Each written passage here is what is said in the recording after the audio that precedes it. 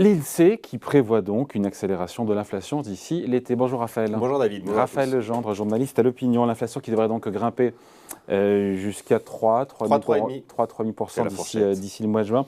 On est déjà quasiment à 3%. Il faut se rappeler que mi-décembre, l'INSEE tablait sur une inflation pour le coup au-dessus de 2,6% au premier semestre. On vient de se prendre un point dans la tête. C'est une grosse révision à la hausse quand même. C'est une grosse révision à la hausse, absolument. Et puis surtout, on est en train de se rendre compte que d'une bosse passagère qu'on nous vend depuis un an, on se dirige en réalité vers une montée durable des prix, une hausse durable des prix de l'inflation. Ouais, enfin, ça c'est durable, oui et non, puisque ça accélère au premier semestre et puis après l'inflation se calme un petit peu ensuite. Oui, alors c'est ce qu'on nous disait, rappelez-vous, l'année dernière, avec une bosse moins haute d'ailleurs. La bosse gagne en altitude, si je puis dire, et puis elle a quand même tendance à se prolonger. Hein. Si on écoutait Christine Lagarde il y a un an, au printemps 2022, tout ça a été réglé, on retournait sous les 2%, ça n'est plus le cas. Et quand vous parlez aux chefs d'entreprise, aux industriels, ils vous disent tous que cette inflation est là pour durer, il va falloir s'y habituer. Et c'est vrai qu'il y a plusieurs facteurs pour nourrir durablement une hausse des prix pour quelques mois, si ce n'est quelques années. Est-ce que l'INSEE, pardon, et ce ne sont pas les seuls, ils ne sont pas un peu à la remorque, encore une fois. Là, ils nous disent, bon, le prix du pétrole, on table sur la prévision d'un baril de pétrole à 90 $. OK, on y est. Ils étaient à 75 $ il y a 2 mois. Donc, l'INSEE s'adapte à... D'abord, l'INSEE est la meilleure des institutions pour vérifier, pour délivrer une information solide sur ce qui a été fait.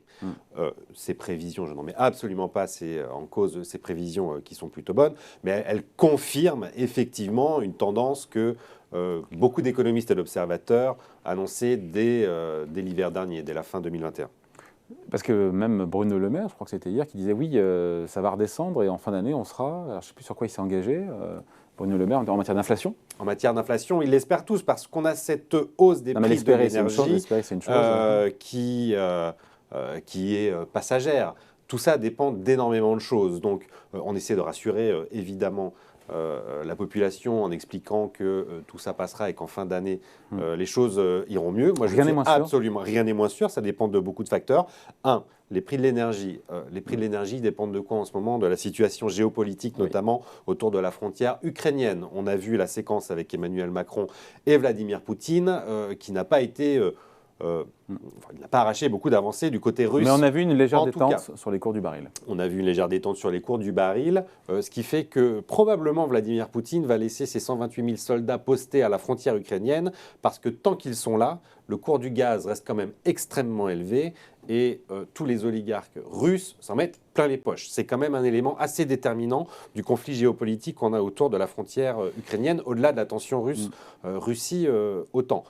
On est en train de chercher des alternatives, nous, Européens, côté gaz, notamment du côté des Qataris. Mais de quoi on se rend compte? Que la Chine, qui évidemment se rapproche beaucoup de la Russie en ce moment, a préempté énormément de la production qatari, qui est très importante en termes de gaz. On voit donc que, pas pour cet hiver, parce qu'on a sécurisé nos approvisionnements, mais l'hiver prochain, il risque d'y avoir à nouveau de grandes tensions sur le marché de l'énergie européen, d'autant plus en France que EDF vient d'annoncer une baisse de sa production électrique sous les 300 TWh du fait de centrales nucléaires qui fonctionnent mal ou qui sont en réparation. Donc tout ça donne un faisceau d'indices sur le fait que l'hiver prochain pourra à nouveau être très compliqué sur le marché de l'énergie en Europe. Donc baisse de l'inflation, on ne sait pas, c'est un premier point.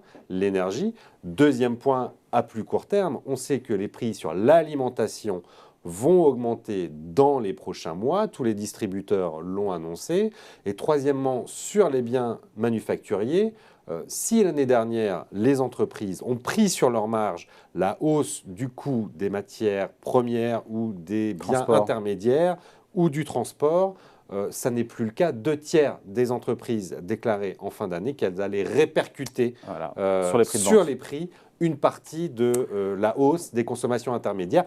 Les pénuries sont toujours là, ça s'améliore. Le shipping, le transport par bateau coûte un peu moins cher, mais il reste toujours à des niveaux bien supérieurs à ce qu'ils étaient avant la crise. On est toujours en pénurie de semi-conducteurs. Donc cette accélération devrait durer peut-être plus longtemps que prévu, ou rester en tout cas sur un niveau peut-être de 3, 3,5. Et pendant encore quelques mois, trimestres, peut-être semestres, attendons de voir jusqu'en 2023. Bien malin celui qui saura prédire le niveau d'inflation en fin d'année, parce qu'on voit qu'il y a énormément de zones d'incertitude qui demeurent. Ouais. D'ailleurs, l'INSEE qui a calculé, c'est intéressant, que sans les mesures prises par le gouvernement en matière de pouvoir d'achat des ménages, le chèque inflation, l'indemnité, etc., le blocage du prix du gaz, le plafonnement de la hausse de l'électricité, on serait à plus de 4% d'inflation quand même. Oui. Ce qui est le cas ailleurs en Europe d'ailleurs. Regardez, en Allemagne, on est à 5%, on n'est pas à 3%. La France est quand même parmi les pays européens, et encore plus par rapport aux États-Unis. Il y a 15 milliards qui a été mis, c'est le ministre. Il y a même 16 milliards. Alors vous avez accueilli le ministre délégué au budget pas plus tard qu'hier, mais on a mis un gros 15 milliards. On arrive quasiment à 16 milliards pour réduire cette facture énergétique. Donc heureusement que ça se retrouve un peu dans l'inflation. Je rappelle que les ménages vont subir une hausse de 4% des prix de l'électricité à compter du mois de février. Sans ces aides publiques, on aurait été à 40 à 45% de hausse de la facture de l'électricité, ce qui aurait été très compliqué. Seule certitude, on finit là-dessus, donc l'inflation va accélérer en France dans les prochains mois, mais on ne sait pas jusqu'où le train va aller. On ne sait pas jusqu'où, et les prix commencent à être rehaussés. On a déjà parlé de Ikea, qui dès le mois de décembre a augmenté de 9% le prix de l'ensemble en moyenne de ces biens. On sait que ça va continuer au supermarché. Vous allez le constater dès le mois de fin février, début mars. Les prix des fruits et légumes vont augmenter. Et puis à la pompe, pas la peine d'en parler. Tout le monde le constate aujourd'hui à chaque fois qu'il fait le plein. Voilà, merci beaucoup. Explication signée Raphaël Legendre, journaliste à l'Opinion. Merci Raphaël. Merci David, à bientôt.